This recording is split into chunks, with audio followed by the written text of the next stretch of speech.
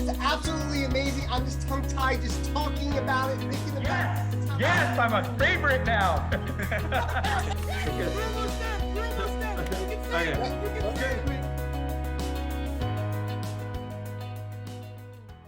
Welcome to the Extraordinary Being Movement, where we inspire you to take action, influence you for change, and motivate you for success. Hi, I'm your host and coach, Len Carmine, and we have an extraordinary show tonight.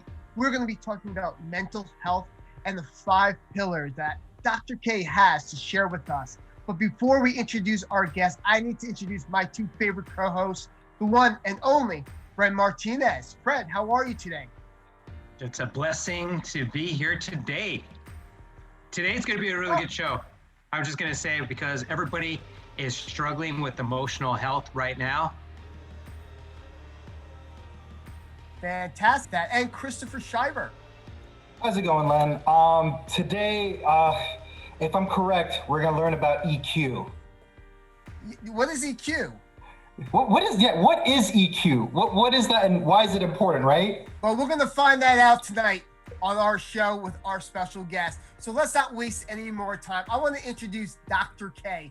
Most high-achieving entrepreneurs, professionals suffer in constant stress, and Dr. K's here to help us out. As your emotional health mentor, he helps you end burnout so you can reclaim your energy and passion for life. Dr. K, welcome to the show.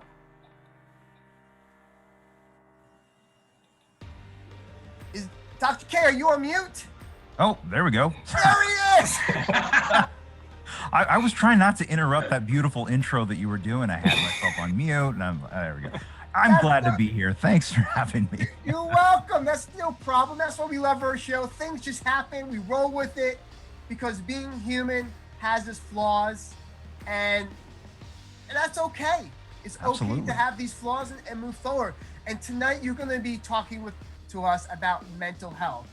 And like Fred said earlier, mental health is a big thing that a lot of people suffer from, and some people aren't even aware of it.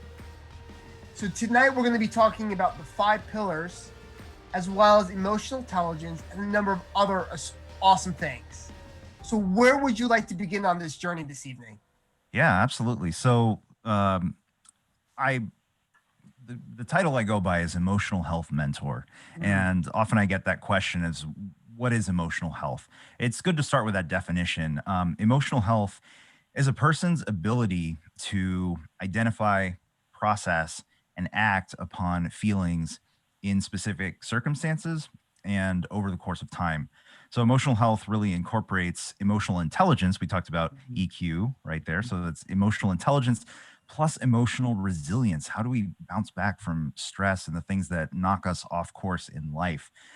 So emotional intelligence, that part of it, right? It's the awareness of one's emotional state and those of others, especially in response to external events, external stimuli.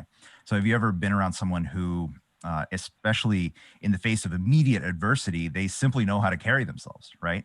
How to interact with others.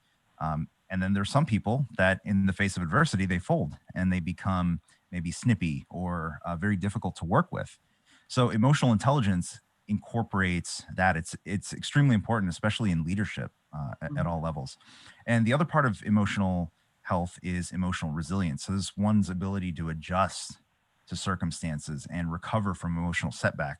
I mean, certainly 2020 was a year of massive setback for a lot of people, especially in the realm of our emotional health. Sure. And I think what you saw is that the people that were better equipped in the realm of emotional health, better equipped from a standpoint of emotional resilience, were able to, if nothing else, make the best out of difficult situations, right? And some people even figured out how to thrive. Maybe they pivoted their businesses. Maybe they took on that thing that they always wanted to do because they ended up losing their job. So they went and pursued their passion project and made something out of it. So emotional resilience is key to being able to handle the craziness of the world, no matter what happens at whatever point in time. No, I love that. I appreciate you explaining that to us a little bit more clear, because emotional intelligence is people don't talk about that in their daily lives. And that plays a big part in who we are and how we function. Because if you don't have the right emotional intelligence and understand that, grasp of that, it's hard to have a balanced life. And they talk about a lot of in business and in leadership, of course. But let me ask you this: how can somebody day to day just kind of improve upon their emotional intelligence, or kind of is there a way to explain a little bit clearer so that they're more aware, they can become more self-aware of their emotional intelligence? Well, I think it's actually what you just said. Self-awareness is where it starts. So, for instance, we'll talk about my 5 pillars of emotional health here in a little bit. But one of them is our own way of thinking, our psychology, our mindset, the way we talk to ourselves. So, for instance, how many times have we been in those situations where maybe we make a little bit of a mistake and we say, "Oh, I'm so stupid," right? Like, it's just so natural. It's innocent, right? You just say, "I'm so stupid." But let's unpack that a little bit. Are we stupid, or did we do a stupid thing? It's 2 very different things. When you say "I am stupid" versus "I did a stupid thing," Sure. I am is a statement of identity. I did is a statement of action. What is more damaging, right? If we're always saying "I am," be very careful about the words that come after "I am," because we will always take actions that are most consistent with who we believe we are, conscious and unconscious actions. So when you're looking at building emotional intelligence, the first thing you can really look at is the language that we use to speak to ourselves, because words matter. They will really uncover so much about how we think, act, and feel. So the first step is to just notice those words without judgment and just I noticed I did that. Okay. The next step would be, is there another way I could phrase that? So maybe the alternative would be, "Oh, I did a stupid thing," which is okay. We all make mistakes. Yeah. I was on mute when we started. I mean, like, it's okay to make mistakes. We gotta roll with them. But if there was once upon a time where, yes, I would have absolutely just beaten myself up for that, saying, "How could I make such a mistake? How unprofessional! I'm such an idiot." And that was no way to live. And thankfully, we can go into my story here as well, because it really does shape why I do what I do. But ultimately, when you're trying to build emotional intelligence, the first step you want to do is awareness. The first step in that is noticing the words that you use to talk to yourself. No, and I completely agree with you. Language is so powerful, and people don't realize that. When you were speaking, what came up to me was that childhood rhyme, "Sticks and stones will break my bones, but words will never hurt me." We all know that's BS at this point, because the words are more damaging than the sticks and stones really are, because those words stay with you for a lifetime. Those bruises will heal. But if you don't know how to heal and you take those words personally and it becomes part of your belief system, saying "I am stupid," you start to believe that you're stupid. And then you start seeing things in your life to correspond with "I am stupid," because you have what's called a reticular activator going on in your mind, noticing more of that. It's like you want to go buy a yellow Corvette. You don't see any until you start looking to buy that yellow Corvette, and now you see them everywhere. And the same thing with you labeling yourself as something. Everything you do in your world now is going to reinforce that at times. So words are very powerful, and how we use that, it's something that we need to be very aware of in life. So Fred, what's going on, man? You got a question? Yeah, I want to make a comment. The thing about the "I am," here's the thing where stand-up comics have a high degree of depression that most people are unaware of. A lot of it, they use a lot of self-deprecating humor. And so they said, "Oh, I'm so pathetic. I'm this, I'm that." And because that is the quickest way to get a laugh, when you're pointing it at yourself rather than deflecting it to someone else, because sometimes people look at it as you are making fun of someone else. But when you make fun of yourself, everybody can make a laugh. You're making a laugh about yourself, but it does have an effect on the individual who is the stand-up comic, as an example, because when people are unaware of that, Sure. that when you look at the severe depression that they go through. Just wanted to bring that up.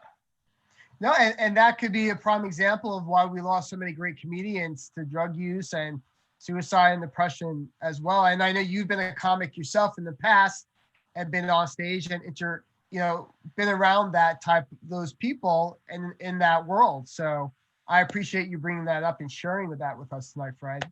So Dr. K, tell us about this journey of yours. Your life journey. How you got to where you are now. Yeah, absolutely. So rewind about 10 years. Okay. Right. And this is where I was. I was standing at the window of my wall-to-wall, floor-to-ceiling window of my skyrise apartment in Jersey City, New Jersey, right on the water, overlooking the New Jersey horizon. Not a building in sight of the height that I was on, where I was on the 30th floor. So I got the best views every sunset, every sunrise, absolutely gorgeous. And I was in my late 20s working for a Wall Street investment bank. And I was in a position where I paid off my undergraduate debt. I paid off my parents' credit card debt. I was able to give more to charity than I ever dreamed that I could at that point in time. And I was a single guy in New York. So, I mean, it seemed like I had everything going for me. Sure. Except for the problem that I hated the man in the mirror. I had zero sense of confidence in me, despite the fact that my coping mechanism was always to outachieve, right? So whether it was going to an Ivy League university, then double majoring there, then going to Wall Street, moving up to getting promoted as quickly as I could, all those things that I thought every achievement would help me feel better about myself, and nothing ever did, right? I hated the man in the mirror. I looked in the mirror and I was excessively overweight. I saw the bags filling up under my eyes, really overworked, overstressed. And this is also during the 2008 recession and beyond. It was an extremely stressful time to be in that industry. And, I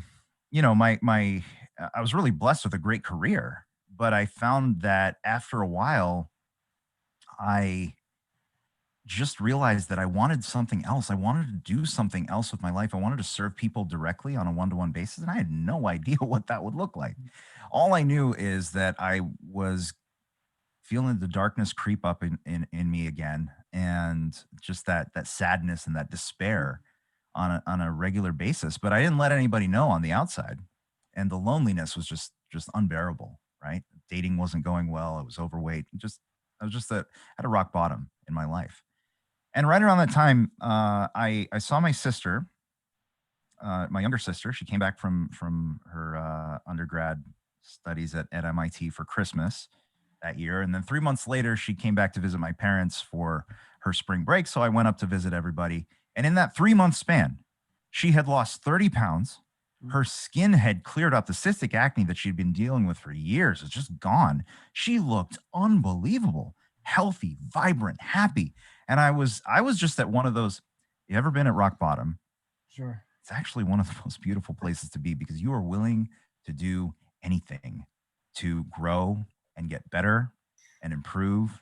You don't put limits on yourself. And I knew the moment I saw her that it's like, okay, listen, whatever you did, sister, I'm going to do, because clearly we're genetically similar. And if it worked for you, it'll work for me. So hesitantly, I asked her, so what did you do? You look amazing. She goes, I've been eating 100% raw vegan diet. I'm like, wow. What is that? She said, I've just been eating fresh fruits, vegetables, nuts, and seeds, just as they are found in nature, uncooked, just apples off the tree, that sort of thing. Fresh produce. That's it. I'm like, that's crazy. But I have nothing to lose, so I'm going to do it. Sure. So, I had this moment of clarity where I was like, normally I would just go all in and then crash and burn and fail and say, see, but that time I said, you know what, I'm going to try something different this time. I'm just going to slowly transition into it at whatever pace happens. Well, it turns out I gradually started changing the way I eat. And then within 3 weeks, I was at the lowest weight I'd ever been as an adult. Wow. And that was the point where my mind just allowed itself to open up to possibilities. All of a sudden, in one flash, as I looked at the number on the scale, I realized that the body I wanted, the weight I wanted to hit, the look I wanted to have, the life I wanted to have, maybe it was possible. Mm. It might have been possible. So at that point, I just was living in wonder. What could be? You know, as children don't put limits on themselves, right? Correct. My mom asked me when I was a kid, what do I want to be when I grow up? Just like everyone, I wanted to be like Mike. I wanted to be like Michael Jordan, playing basketball. Little did I know I'd grow up to be a 5'8", Indian guy. Probably not happening, right? to be of Michael Jordan's level. But I didn't put that limit on myself back then. I was like, no, I'm going to be an NBA player. So, and I felt that same level of wonder where I was like, hey, what is possible? Maybe anything's possible. Let's just see what happens. So I just quietly started, eating more of my raw foods and juicing and all that stuff. And then, people at work started asking me, so, hey, Karthik, I see you're losing some weight. Can you help me out a little bit? Mm. So I just gave some recipes and whatnot. And this blew my mind. I saw, yeah, people lost weight, but I saw type 2 diabetes go away, hypertension go away, cholesterol issues. One of my bosses, his doctor reluctantly took him off the statins after 6 weeks of eating whole plant foods. Mm. And I'm like, I don't know what I'm doing. All I know is this is incredibly gratifying. So I was thinking, I gotta do this for my career. I looked up, what would I want some credentials. I want some knowledge. I want something behind my name to show that I did the work to be, able to talk about these things, whether it was nutrition, whether it was this psychology aspect of things. And I found out about naturopathic medicine. Mm.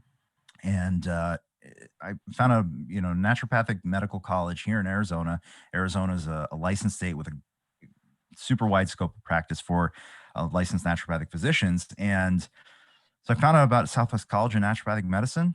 And I called up my sister and I said, okay, I never really wanted to go back to school after Cornell, but what do you think if I just set aside, leave Goldman and, go spend 4 years going to naturopathic school? She's like, there's one of the best ND schools in the country is here in Arizona. Why don't you move down here? I was like, oh, she just moved here to work at Intel at the time. I was like, well, this is just serendipity.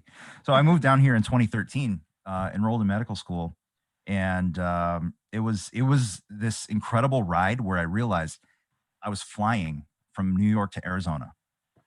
And I had this realization that nobody knows me. Mm. This was an opportunity that I could completely redefine myself, and nobody was going to treat me with any reflection of who I used to be. So I was on the plane and I started visualizing, okay, what does Dr. K of the future look like? Right? How does he think?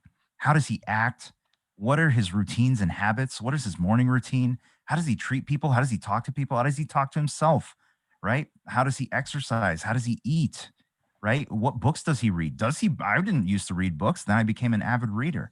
Oh, he'd be a great speaker. He should learn how to speak. Oh, and he would also take on all sorts of leadership roles. So for a guy that was never involved in clubs in college or barely any in high school, in medical school, I said, you know what? I'm going to run for Student Government Association president. I did. So all these things, just pushing myself out of my comfort zone constantly to see what I was made of, living in wonder. And in the process, happened to become the man that would attract the another student at the school who ended up becoming my wife a couple years ago. So all of that transformation, yes, there was a 100-pound weight loss journey involved, but ultimately, I still feel that it was because I started to look at myself in a different way and build that emotional health to the extent that I was able to say who I was is not who I have to be. And I was able to change my physical body, my mental state, and change everything about my life. And now I'm so blessed to be able to help fellow high achievers and burnout and self criticism and really build that unshakable emotional health that we really need so desperately these days. I love it. I love it. Um, Especially when you're talking about the diet. Most people don't realize what you consume in your food and what you consume in your mind makes a big difference in your life. And the one thing that, as myself, I'm an electrical engineer, and when I look at the food that you're eating, it's heavily alkaline. And when you look at cells are going to be moving, they're going to be electrified. When you look at the least resistance between a positive and negative electrons and how they interact with each other, that's where energy is being made. So because I know I have done research on the whole aspect of eating more of an alkaline-based diet, that you get more energy and you feel more vibrant. Everybody that I know that I've talked to about living like a vegan lifestyle, skin impeccable, tons of energy. The one other aspect is trying to find a lot of athletes that are doing that. There's only some few athletes that I do know that are completely vegan. A friend of mine who was on the Olympic team, that he is a vegan. You know, that's the thing, is saying, how can you get the amount of protein in that to sustain a athletic life for the body repair? Right. I mean, it's there's a lot of good peer-reviewed research, both from epidemiological levels all the way down to test tube studies, that when you look at the aggregate of data, I believe really points to, if nothing else, eat more whole plants, right? Like whether it's 100% or not, even when I we'll talk about here, nutrition is one of the 5 pillars of emotional health. The people that I mentor in again, building emotional health, some people decide to go the 100% plant-based path, right? That's the path I'm still on. But it not necessarily has to be for everybody, right? But the point is that there is still no substitute for whole plant foods, the fiber, the short chain fatty acids that the bacteria in our gut create from consuming those consuming the fiber from plants, that then have so many vast effects in our body. So but nonetheless, like whatever flavor of healthy diet you look toward, the bottom line is manufactured foods, right? Processed foods, refined foods, like they're not food. They're not food. If we want this to work right, if we want every cell in our body, like you said, to work right, and you want those electrochemical gradients to work right, if you want every transporter protein in every cell to work correctly, we need to use the right fuel, which is food from Mother Nature. There's just no way around it. No, I love what you're saying here. And something I want to take from your journey, which I want to really bring out, is that besides the health factor that was involved, but you also took on the mentality of wonder, the intention of wonder. And that started to open up new doors for you, new opportunities. And that in addition to that, you started to envision the man that you wanted to be. Who is this new version? Who, you're getting away from being on the East Coast, coming to the West Coast. Nobody knows you. Now you have pretty much a clean slate to a point that you can recreate yourself to whoever you want to be now. This year, and that reminds me of my own journey, because when I left the East Coast to come to Arizona out here, I had that opportunity as well. And that's pretty much what I'm doing now, with being more into being a coach and working with the guys here on this podcast. And it's just an amazing feeling when you can just step away from that other world and have a new opportunity to take on a new way of being. But not a lot of people can do that. Not a lot of people can, travel, but you can still do that though. You don't have to leave home to to have that complete change, you can still work on yourself and be in wonder and set goals and vision the type of person that you want to become and make those changes. And I love that about you, that you were able to do that and you're still living in it to today, because it's something that is now your big why, is your passion. Absolutely. And you believe in it. Absolutely. And you know, it's actually my tagline is stop chasing joy, begin living in wonder. Yeah. Because ultimately, if we just spend all of our time chasing the things that we think are going to make us happy, and listen, I love my gadgets, right? I love my toys and that sort of thing, but I don't need them to feel a certain way about myself. I do legitimately have an interest in cameras, for instance, and whatnot. That's very different than needing an object, needing clothes, needing a car to put yourself in a status in your mind that you feel good around other people. Like that is chasing joy, right? Yeah. You're chasing something that you think is outside of you, when in reality, joy is simply the absence of all of those limits that we put on ourselves. And I think children are a great example of we were there, right? If we really go back and think about what it was like in childhood for us, right? We did live in wonder. Somewhere along the way, we started listening to the outside world telling us who to be, what to be, and we lost that wonder. But we're all capable of it. We're all born with it. It's all there. You just have to sweep away the dust to discover what's truly there. And once you start living in wonder, you start living in, hey, what's possible, right? What is possible? How can I take the pain of my past, right? The things that were traumatic, right? How can I process them, make new meaning out of them, and then use the lessons that I've learned in the service of others? How can I contribute to those around me? How can I make the world around me better than if I were not here, right? Sure. And you start to live into that purpose, and life is never the same again. You can never go back. Then what ends up happening is, yes, that doesn't mean emotional health doesn't mean that you're always in great shape, always happy. That's not what it is, right? There are days that I get upset, annoyed. Sure. It's human beings. That's what we do, right? It's emotions. What emotional health is, though, is to be able to take those situations, right? Process them efficiently, properly, quickly, right? Then set them aside and move forward. Continue living in wonder. So when we have years like 2020 that just completely knock everything out, listen, it might take a little extra time to grieve, the life that we used to live, right? The way that things used to be. We had that, when this all started, the pandemic started. But when you have strong emotional health, you can start to see the possibilities where others see negativity. Sure. And that's living in wonder. Yes. Yes. You brought up emotional health. What comes to my mind is the Incredible Hulk, where you have the exact opposite of an individual who doesn't have that control over his emotions.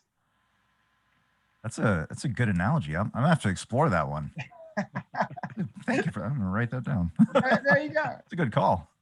Yeah, and a lot of people don't have control of their emotions because a lot of people don't understand what's triggering them. When I tell people, I always tell people anger is a secondary emotion. There's something else causing you to be angry and causing whatever that is. So there's always something underlining, and it's important to reflect. Take a moment, reflect to understand these emotions that you're going through and really re-experience them. Why am I feeling this way? What about this is triggering me? What ways can I be different in this situation where I don't come off as an angry individual? So mental health and emotional intelligence is vital to being a human being, and vital to your life, to understand how to move yourself through this journey and to really elevate other people along the way, to educate them. Absolutely. And the reality is that, I talked about how a little bit about my wife, or the lady who became my wife at the time, and I met, and really it was, I wasn't, for years, I was, back when I was in New York, you know, dating, putting myself on online profiles, like all this stuff, trying to seek out, like trying to make something work Yeah. because I was so lonely. And when I started my emotional health journey, my physical transformation journey, I just rode the wave. I was like, whatever this is awesome. I'm just going to let it happen. And when that happened, I was able to, transform into a person that then became magnetic Mm. for the right person. And Yep. ultimately, that's what ends up happening is we become magnetic, not just for, let's say, a romantic relationship, but for friends, for, maybe you guys met, right? There's a common bond and attraction that you guys have to working with one another Hmm. because of what you believe that you have codified in the form of extraordinary being movement, right? Yeah. It's but that doesn't happen without us living into that vision of who we want to be intentionally, Hmm. right? And as we start to do that, we do bring in different people into our lives, ones who enhance who we are and what we're trying to do. I'm gonna jump in real quick and just say this. You're 100% right. We have to live into what we're doing, and I feel like 2020 has shown a lot of the world that a lot of us are not practicing what we preach. And speaking of that, right? I've been able to talk most of this podcast because my son keeps coming in asking me where's the remote. And, and so I'm sitting here and we're talking about emotional intelligence, keeping ourselves calm and relaxed. And I'm sitting here like muting my mic and everything, trying not to ruin the podcast. And here we are talking about being able to see the emotions, understand them, and move forward. And in my head, I'm like, wow, I'm about to lose my mind on the podcast while we're talking about this subject. And so I haven't. I'm being completely calm and relaxed. I told him, it's like, no, you go look for it. You'll find it eventually. But if I can't, then no TV. That's not a bad thing. Actually, that's a good thing. And so I really I would love to hear more about how you're living into it, how you're helping others live into it with your 5 pillars. I really want to know how that works. Absolutely. So the 5 pillars, and this is partly assembled through my own experience and also through working with others, and obviously the science that goes with it. And I really boiled it down to, and it's not to say there are not other factors that influence your emotional health, but I found that when the clients that I'm working with, when we optimize these 5 areas of their life, everything's different. It stays different. Hmm. Life is better, right? So, number one, your psychology. And by this, I mean your established thought patterns and beliefs, the way you talk to yourself, your history of trauma, the stories about, the facts of life that you grew up around. This is really personal development, is your willingness to step outside of your comfort zone to discover what patterns have been unconsciously running your life. This is your ability to create and live into the vision of the person that you wish to be. That's number one. Number two is your relationships. Hmm. Obviously, we've all heard, the average of the 5 people and ideas you spend the most Yeah. time with, right? But it bears repeating because it's so important. If our relationships are sour with those 5 people, or even one of those people that we spend the most time with, our emotional health is going to suffer. End of story. That's just the way it is.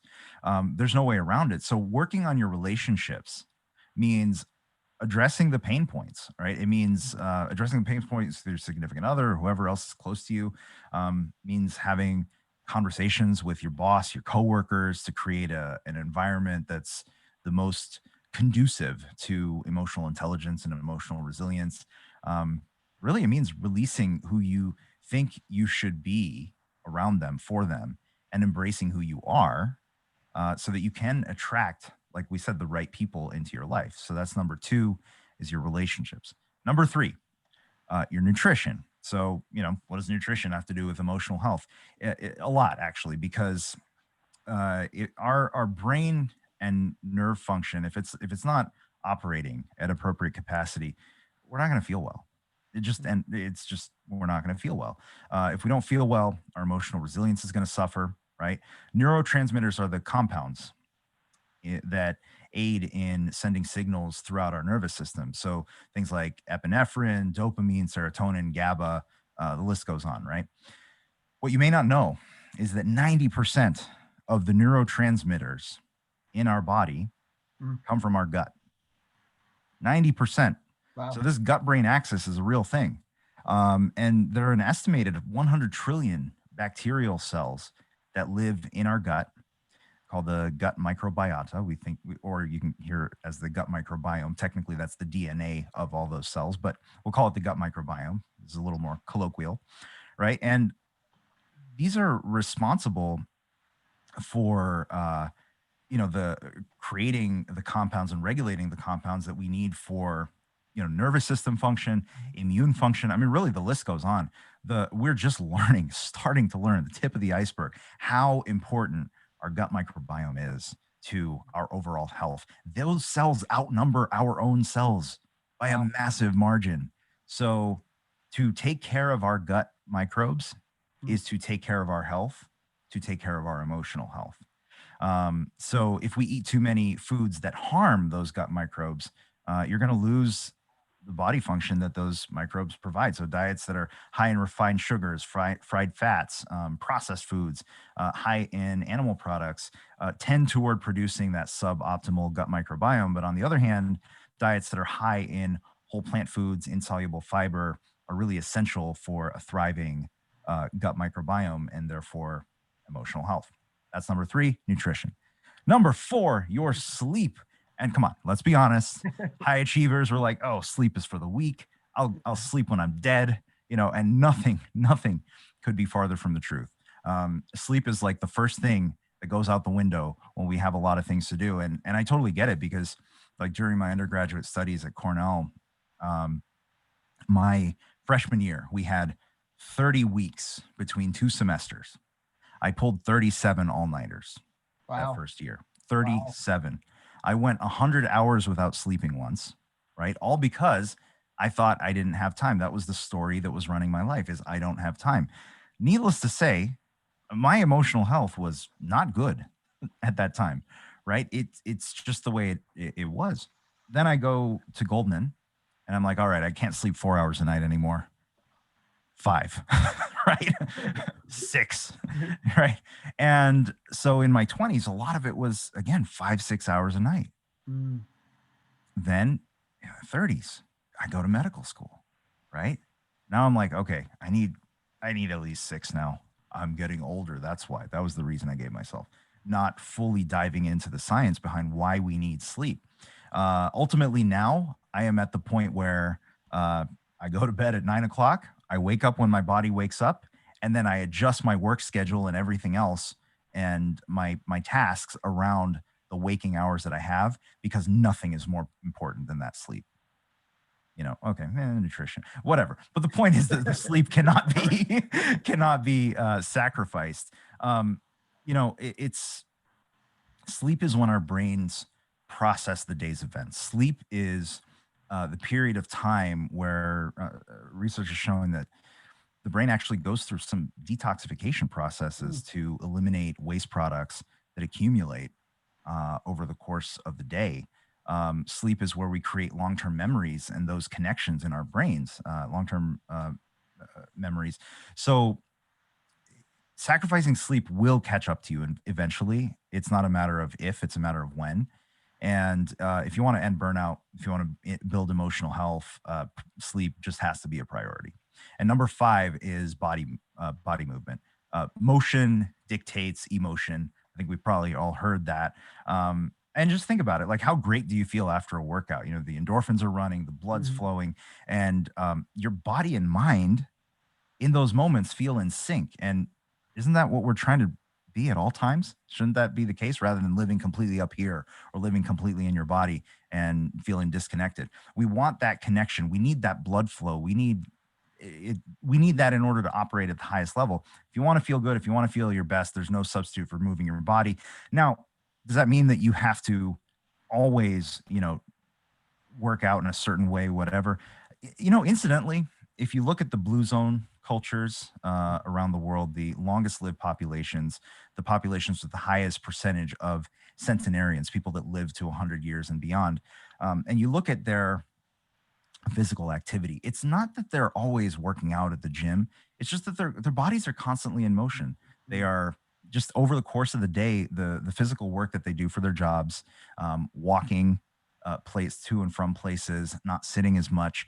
That constant motion tends to be what is also, you know, correlated with them living a very long time. So something as simple as, like, right now, I have a standing desk, right?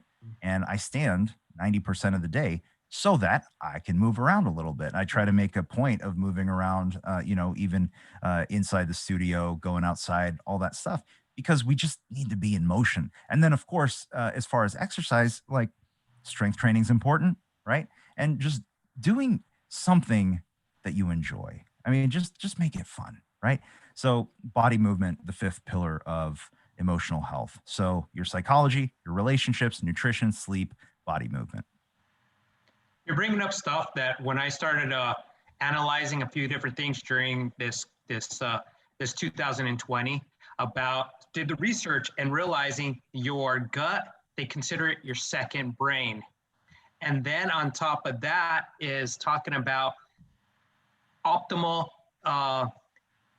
living your life optimally, making sure that you have the proper nutrition so that you can go ahead and fight off any kind of diseases or anything that might happen in your life. And the one thing that I read was a lot of sugar intake in your body will go ahead and cause inflammation, and you want to reduce the amount of inflammation in your body. So the thing that I started doing research on is what foods or what products that are out there. When you look at the food labels, that a lot of the stuff has the high fructose corn syrup, bad for you. Your body can't digest that. And then just eliminating the sugar. And I think it's like for a male, I think it's like they said, it's like 25 grams, or I think it might be 25 grams, or is it 30 grams or something like that per that a male and a female. I don't remember which one it was, but I always go with the 25. The food, that the sugar, when you look at, like, say, protein, sometimes protein powders actually have like some sugars in there. I look at that, and then I kind of realized the other thing was eating to my blood type, making sure that I'm eating food that is the lower glycemic index, because I don't want to have the spikes up and down. Because I've seen a lot with other people where they get that mid-morning crash, and they end up getting a candy bar, or they get a Coke, right, and then, or get coffee, and then you got the spike that goes down.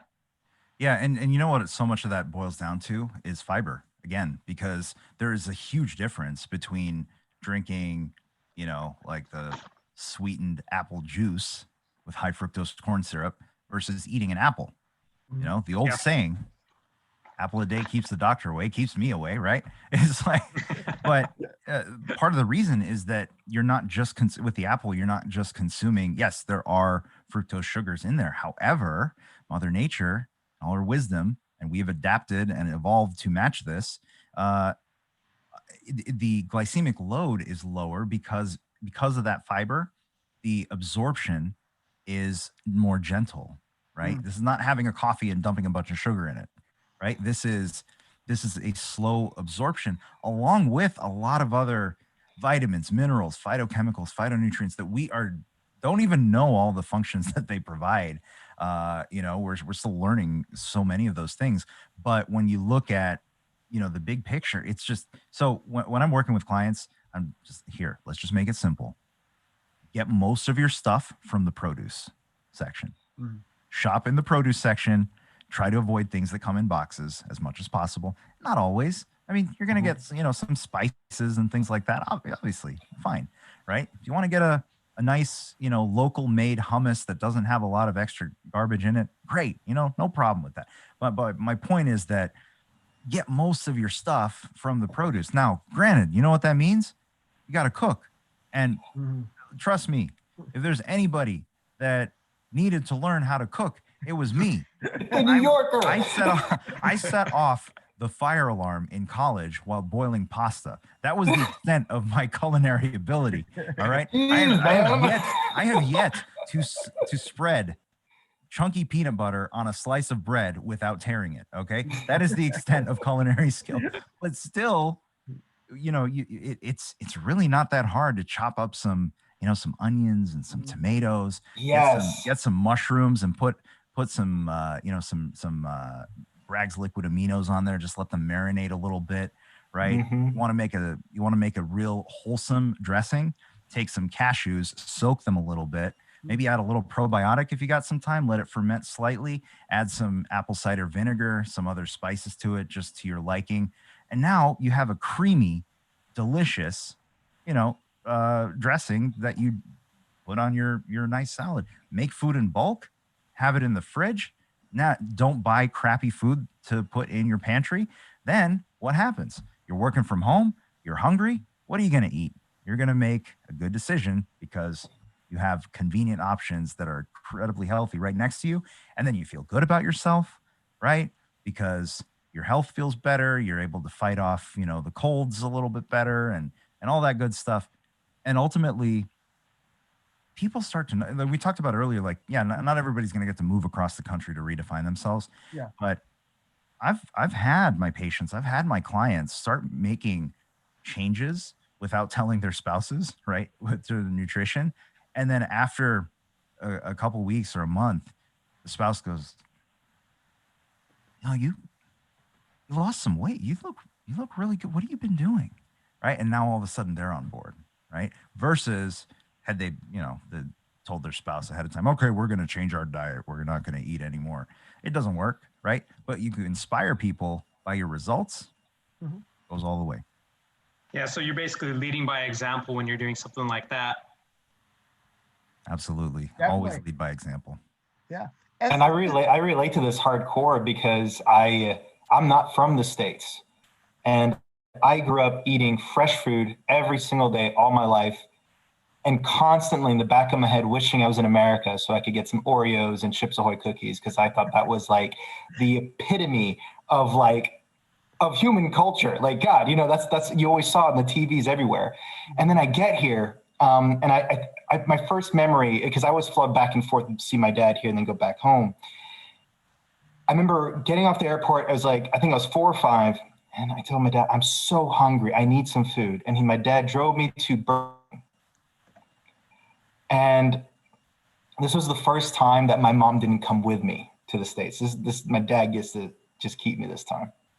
And he goes like, Burger King. Well, the kids love it. It's fine. Just eat it. I threw up everywhere in the parking lot. It was traumatic. It was hardcore, but I got used to the food over that time. But now I'm pushing my 30s. Everything in my house is produce. We always cook dinner. We always sit down and eat it. And it's like you said, it's the food here. If you're not careful, if you're not educated, right, the food here will kill you slowly. How do you go about with your clients? Because I know you lead the way, but it has to be quite frustrating on your emotionally when you meet people who just can't get out of their own way to see the possibilities, the other ways of living their lives. How do you deal with that internally? It's really interesting you say that, because when I first went through that whole 100-pound weight loss journey, I was just discovering what you just said, right? Like, hey, if we just eat this way, we have the best chance. Listen, there's no guarantees in medicine. There's never a guarantee in medicine, right? How something affects you, it's not the way how it's going to affect me, not the same way it's going to affect Len, right? But we just want to give ourselves the best chance. So I was like, hey, why don't you eat more whole plants? I'm like yelling from the rooftops, right? And why is it so hard? And it's like, oh yeah, I don't really, why is it so? I couldn't understand because I had forgotten, truthfully, how difficult it is when you don't live in wonder to make any of those changes, right? Because you don't believe, right? Beliefs lead to actions, right? Beliefs dictate the types of actions you take, conscious and unconscious. Actions lead to results that are appropriate to those actions, and results reinforce those beliefs. If you don't have the belief that the food that you eat is going to transform your life, it doesn't matter what the diet recommendation is, people aren't going to do it. So, and what was, and I had to learn that lesson the hard way, because as I was pushing my own self outside of my comfort zone in medical school, incredibly, stressful program. We were, I mean, unbelievably stressful program. And on top of that, I was taking on more responsibilities, student government, other clubs that I was a part of, because I didn't want to live small like I had lived in the past. So I was pushing myself outside of my comfort zone entirely the whole way, while, with the first very serious relationship that I had been in at that point, that was lasting years now. And I was getting myself to the point that I was stressing myself out. I was straining my adrenals. And what ends up happening there is that even though I was eating vegan food, vegan doesn't mean healthy. Okay. Whole plants is vegan, yes, but so is the coconut ice cream that you can get at Whole Foods. And that ain't a health food, right? That's not good. That's not good for you. Sure, you want to have it once in a while. It's better than the Ben and Jerry's dairy one, sure, whatever. But it's still not something you want to have as regularly as I was having, because I started, honestly, just looking at I noticed that some of my coping mechanisms from the past were starting to come back, and I realized that food addiction was one of them. I didn't had quite realized how much of a big deal it was at that time. Anyway, my point being in all that is I had to then undo that aspect again, because I had regained some weight and everything else. But that journey, I needed to go through it, because that was the universe telling me, showing me that you got to give people compassion wherever they're at. Yeah, you might want to educate them, inspire them, everything, but everybody is on a journey for where they are. It's exactly where they need to be. The best thing you can do is to love on them, support them, be near them, right? With boundaries, because you got to protect yourself too, right? If they're excessively negative, that sort of thing. And when they are ready, they come to you. When they are ready, it's like, what book was that you wanted me to get? How Not to Diet? Okay, sure, I'll get that one now, right? So, or that sort of thing. It is so important. I mean, we're talking, anyone listening to this podcast, right?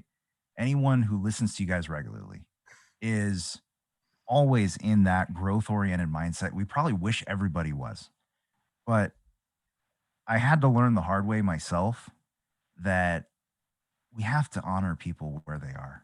And the best thing we can do is to just love on them and be there for them, so that, and believe in them, right? When they don't even believe in themselves, so that when they do hit that point of, hey, I got to do something about this.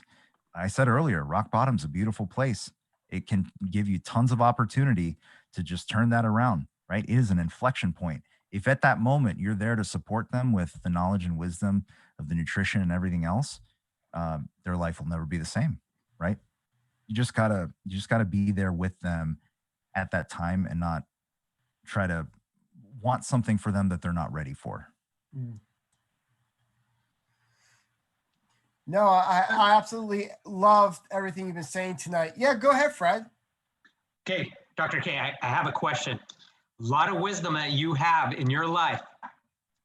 Wanted to know, life lesson, wisdom that you can go ahead and give to our viewers based on your experience.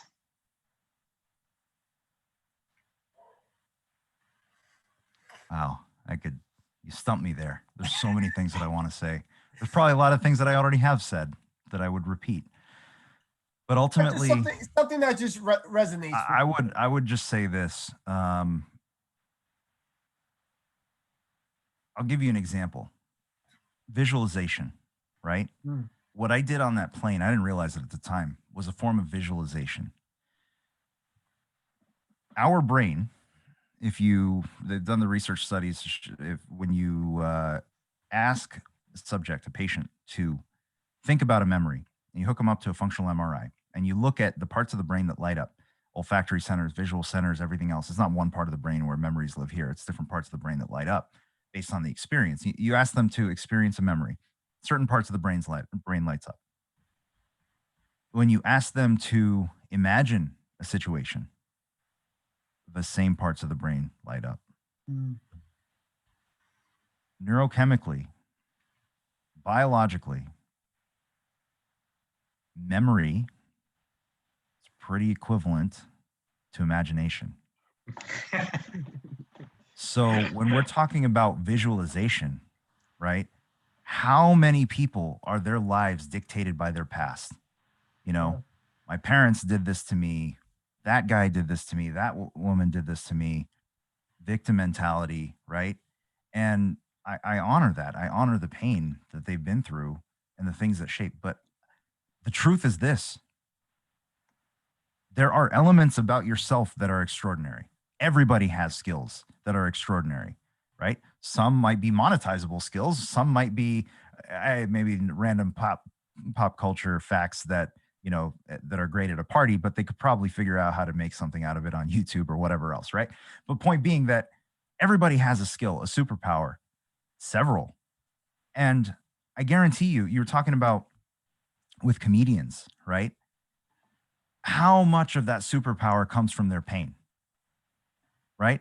How much of our superpowers come from our pain? If we can look at our past and say, hey, this happened, but what has my pain allowed me to do that I would not have been able to do otherwise? What has your pain allowed you to do that you would not have been able to do otherwise? You were shaped by that. So what if you could take that past, those memories, and say, these are the things that shape me into being great at these things. I honor that. I accept that. I'm grateful for that. These other things don't serve me anymore, and it's okay. I can make peace with that. And then to look at your future and say, this is the person I want to be. This is how the future version of me, the ideal self, this is how this person eats, thinks, the relationships, the way we talk to others, the way all those things, we map it all out. And we start to visualize into that in our daily practice or meditation practice every morning, right? Now, we cease to live in the reflection of who we were and we start to live in the vision of who we want to be, because your imagination, your visualization is just as powerful as your memories. Make peace with your past. Use the pain from your past to acknowledge the things that have made you great because of it. Release the rest. Live into the vision of who you want to be. And that's how you become an extraordinary being. I absolutely love it. Tonight, you have brought so much value to the show. We've talked about physical health, mental health, intelligence, emotional intelligence, and you even gave us ways to cook food. You gave us recipes to make some stuff tonight, which has definitely made me hungry, that's for sure. So I want to just thank you, Dr. K. You have really brought a lot to the show tonight. You have really lit it up. And that's why we love having guests like you come on the show, because you just jam-pack tons of value. I know we can talk about stuff to the ends of time, but unfortunately our show is coming to an end this evening. But before we let you go, we want people to get a hold of you. How can people reach out to learn more about you, your resources, and get some coaching from you? Yeah, absolutely. So if you want to follow me on social, Instagram, YouTube, especially, just search my name, Dr. Karthik Ramanan, emotional health mentor. And you can go to my website, DRKNMD, Dr. K, naturopathic medical doctor, drknmd.com. Or if you're really interested in, hey, forget the social media stuff. I want to learn something. Get me in on a workshop so that I can really implement these things. Because by the way, in my workshops, like here, we talked about a whole lot of things tonight. My workshops are a little bit more tactical, right? So here are some assignments. Here's the accountability. Here are people that are walking this journey with you. It's a very community-driven experience. So if you want to join one of my upcoming workshops, check out what topics there are. You can go to emotionalhealthworkshops.com, emotionalhealthworkshops.com, and hope to see you at one of my upcoming workshops. Dr. K, this has been awesome show tonight. Fred, Chris, let's get some final thoughts. Let's go with Chris with some final thoughts from you. It's just great that you're out there, and I love the fact that you made that transformation from the way Well, because like that's before you made that transformation, you were basically just another cog in the machine. And thank you for so much for getting out of that machine and actually making a difference, being an extraordinary being, and educating people. And last but not least, thank you for the compassion that you're doing it with. I know it's not easy, especially when you feel so much about what you're doing. Thank you. I want to go ahead and say thank you so much, Dr. K, because you helped me realize one thing that's going on in my life, that my struggle is my superpower. Absolutely is. There we go. Thank you again, guys, for having another great show. Dr. K, you're always welcome back as our friend for more so that we can share more of the knowledge that you have. For those wanting to know more about Dr. K, check out his websites, his social media. He's a great person to follow. He puts out great content for you to take advantage of. Also, you can learn more about him on our website at theextraordinarybeingmovement.com. You can get some more information about Dr. K, listen to the show, along with many other amazing coaches that we have available to you. So for more information, check us out at theextraordinarybeingmovement.com. Other than that, we wish you the best and have a great night. We'll talk to you soon. Bye now.